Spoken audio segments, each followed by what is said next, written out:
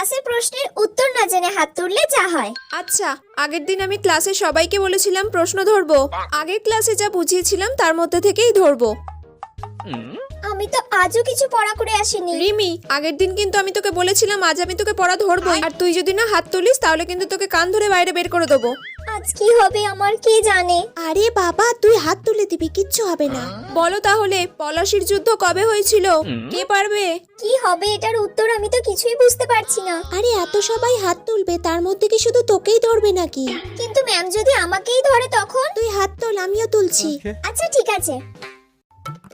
এই তো রিমি হাত তুলেছে। রিমি বল। যা, সেই আমাকেই ধরলো। এবার আমি কি করে বলবো? এই মেরেছে রে। ম্যাম আমি জানি না ওটা কি হবে। তাহলে তুই পারবি না যখন কেন হাত তুলেছিস? ক্লাস থেকে এক্ষুনি বেরিয়ে যা।